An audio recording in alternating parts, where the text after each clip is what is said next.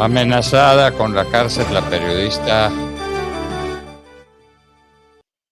Amenazada con la cárcel la periodista Vicky Dávila.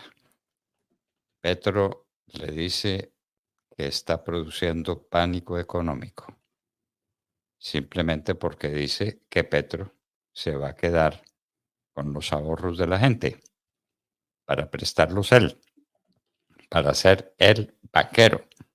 Eso es lo que dice Vicky Dávila. Y esa es la verdad, eso es lo que ha dicho Petro. Lo ha dicho a los cuatro vientos. Amenaza a Vicky Dávila con la cárcel.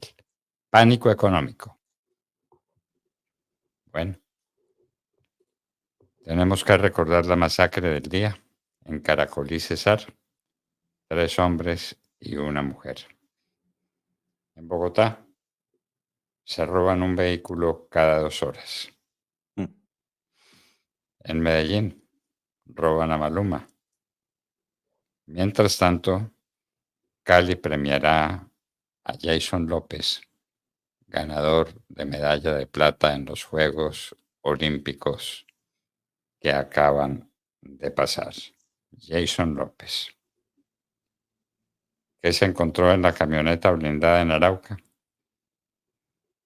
Asesinado, escolta en Bogotá. El pan nuestro de cada día. Bloqueo del ELN en el Chocó. 70 desplazados en Sipí. Asesinado en México, patrullero de la Policía Nacional. Perdón, México dije, Maicao, perdón, en Maicao.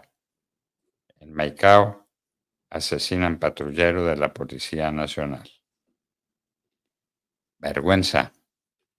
Colombianos presos por robar en los Juegos Olímpicos que acaban de tener lugar. Qué vergüenza. Los colombianos robando, unos colombianos robando, y dejan mal a todos los colombianos. Sigue el tema. Caen las ganancias de Ecopetrol y caen dramáticamente. 3 de 4 medallistas recibirán casa propia. Y Bogotá es la 7ª ciudad más peligrosa del mundo. ¿Qué noticias tiene usted para contarnos, Demar? Doctor Fernando, muy buenos días. La Fiscalía General de la Nación le ha puesto el acelerador, como dicen los periodistas en este país, al caso del expresidente Álvaro Uribe Vélez y le ha solicitado al Tribunal Superior de Bogotá que estudie la priorización del trámite de la apelación que ha presentado la defensa del expresidente Álvaro Uribe Vélez para anular el proceso por el presunto fraude procesal y soborno a testigos. La razón que da la fiscal delegada, es que prescribe el caso el 8 de octubre del año 2025 y que pues eso le supone, por supuesto, a la señora Marlene Orjuela un problema procesal porque deben resolver el asunto del expresidente Uribe. Tantos casos en este país por resolver y bueno, ahora resulta que están muy afanados, doctor Fernando, en el caso del expresidente Álvaro Uribe Vélez, porque, como lo advierte la fiscal primera delegada ante la Corte Suprema de Justicia, hay posibilidad de que haya prescripción en el caso del expresidente Álvaro Uribe Vélez. Bueno, están muy preocupados con eso. ¿Tenemos alguna otra noticia? Claro, doctor Fernando, claro. A ver. Fue radicada en la Comisión Séptima de la Cámara de Representantes el texto de la reforma laboral para que pueda surtir en la plenaria el segundo debate. Dicen que hay algunos cambios precisamente durante el primer debate. Se radicó con la presencia de los ponentes y en compañía de la Central Unitaria de Trabajadores y una cantidad de activistas significativa, porque ellos son los que van detrás de la reforma laboral. Activistas que están dejando de lado que la reforma laboral elimina todo tipo de economía colaborativa. Es importante establecer, doctor Fernando, que lo que ha dicho el gobierno Petro es que prefiere que haya un empleo fijo y con todas las prestaciones de ley que muchos empleos sin que tengan las garantías de prestación social que indica la misma ley, entre otras cosas. reforma laboral que ha recibido reparos por parte del comercio y por parte del empresariado colombiano, precisamente porque elimina la flexibilización de los contratos laborales. Pero ¿será que Petro se está manifestando contra la informalidad laboral? ¿Le habrán contado que tenemos el 56% de informalidad laboral? Eso se L- tiene lo- preocupado el presidente, no lo dijo, ¿no? no, no, no. 56%. No, él no habla del tema, doctor Fernando. No habla del tema, pero sí a través de la reforma laboral que pretenden aprobar, nos regresan por lo menos 100 años en la historia a unos tipos de contrato que la gente no quiere tener hoy en día. La gente prefiere tener la posibilidad de trabajar en muchos lugares y, por supuesto, por cuenta de riesgo, cada quien debe aportar al sistema de salud y, por supuesto, al sistema pensional. Eso es un asunto que nos debe llamar a todos, pero el gobierno dice, prefiero que no haya tantos trabajos, que haya uno, pero que sea fijo. Eso es lo que dice el gobierno de Gustavo Petro. ¿Cómo le parece? ¿Cómo le parece? No quiero muchos trabajos, que haya uno, pero eso sí, con todas las garantías. ¿Y Y con quién es el? un problema, doctor Fernando, muy complejo respecto a la estabilidad laboral que se refuerza en la nueva reforma. Y esto hace casi imposible que un empleador termine por despedir a su empleado y tiene que pasar primero por un juez, unas conciliaciones. Realmente convierte el proceso laboral en una situación muy compleja que yo no sé si eso incentive el empleo en Colombia, la verdad. Creo que no será muy fácil como lo está planteando en la reforma laboral, que ya se había hundido, doctor Fernando, y este segundo año detrás de exactamente lo mismo. Otra de esas reformas que plantea el gobierno Petro como si fuera la reforma futurista, cuando resulta que es perfectamente una reforma del año 53 en Colombia. Bueno, bueno, ¿y la inteligencia artificial? ¿Al fin Petro está de acuerdo o está en desacuerdo con la inteligencia artificial? Porque ha dicho que la inteligencia artificial acaba con la economía en el mundo, pero al mismo tiempo quiere montar universidades de inteligencia artificial. La primera será en Manizales.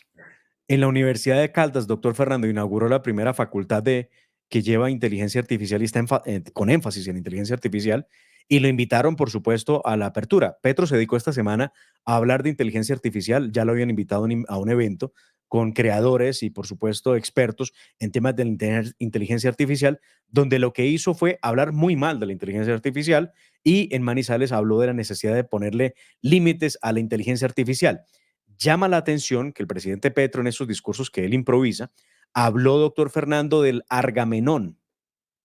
Yo supongo que quería decir Agamenón Bueno, o Armagedón. Bueno, no sé qué quiso decir el presidente. Todo era porque, bueno, él quería atacar la inteligencia y decir que la inteligencia podía destruir la humanidad. Y como tal él es un hombre vez, visionario, entonces ya planteó el tema. tal vez quería hablar de Agamenón para devolvernos a la guerra de Troya, ¿no? O el Armagedón, también puede ser, ¿no? Bueno, vaya Pues, como pues, está hablando de la destrucción de la humanidad y pero sí, vaya pues. ambas posibilidades es posible. Ambas posibilidades, ambas situaciones son posibles. Lo que no es posible, doctor Fernando, en Gustavo Petro, es que tenga seriedad en el discurso.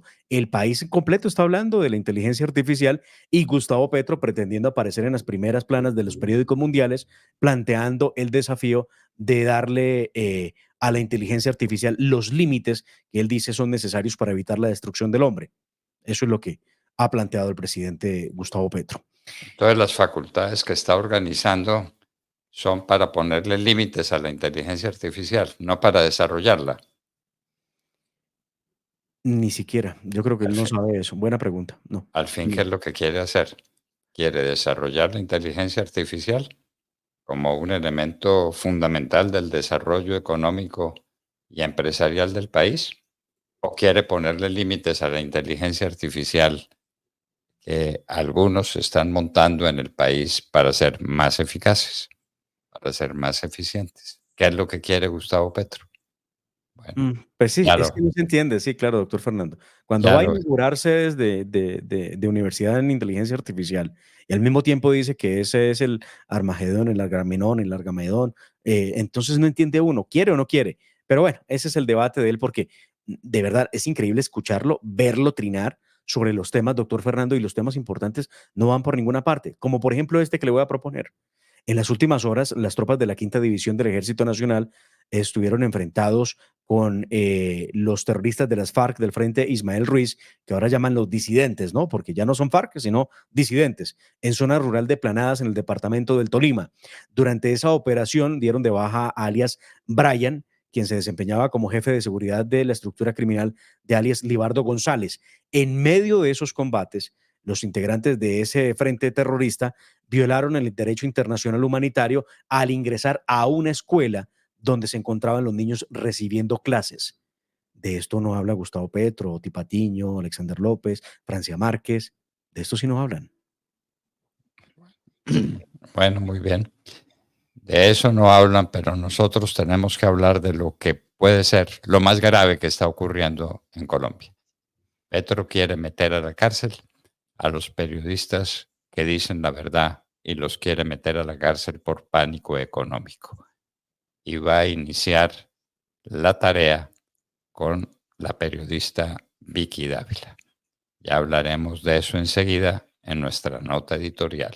Vamos pues. Permítame dos noticias más, doctor Fernando. Vamos. La delegación de paz del gobierno de Gustavo Petro ha venido hablando y enviándole propuestas confidenciales, como las tituló Oti Patiño y la ha titulado el gobierno, perdón, el ELN, en una carta que enviaron en últimas horas al gobierno de Gustavo Petro, donde dice que esas propuestas confidenciales no son de buen recibo, que lo que quiere la guerrilla terrorista es que el gobierno Petro le cumpla con lo que ha firmado y lo que ha prometido. ¿Qué firmó y qué prometió? Lo dejo en pregunta. Ahora, ¿qué cosa le dice de frente en la carta el ELN a Gustavo Petro? Le recuerda que se habían comprometido que en junio del año 2023 levantarían el estatus de GAOR o de GAO al ELN de los GAOs, lo que significa Grupo Armado Organizado. ¿Para qué? Para poder tener estatus de beligerancia y sentarse en la mesa a negociar. El ELN les está reclamando y les dice, levante el estatus. Lo grave de esto, doctor Fernando, es que si el gobierno Petro pretendiera hacer eso, primero desatiende una cantidad de compromisos internacionales de lucha contra el crimen transnacional. Por ejemplo, la Unión Europea contempla que el ELN es un grupo terrorista. Y segundo, al quitarle esa lista, a sacar de la lista de los GAOs al ELN, entonces no hay razón para que el ejército o la policía priorice como objetivos de alto valor militar a estas estructuras criminales. Dicho de otra manera, quedarían con total impunidad para que sigan haciendo lo que ya vienen haciendo con la anuencia del gobierno de Gustavo Petro. Muy bien. Y Vamos. bueno, alístese porque en al oído vamos a hablar de la reforma tributaria y hablaremos del presupuesto general de la Nación, que el Congreso de la República está dudando en decirle sí. Ayer en las comisiones conjuntas, los miembros del partido de Petro, los del Pacto Histórico, del movimiento que agrupa a todos los partidos que lo acompañan, se retiraron de la sesión para desbaratar el quórum y hacer imposible que se votara una proposición donde se le devuelve el texto del presupuesto general a Gustavo Petro porque está desajustado en más de 30 billones de pesos que nadie dice de dónde van a salir para la sostenibilidad financiera. Entonces, pues ya regresamos, vamos con la nota editorial.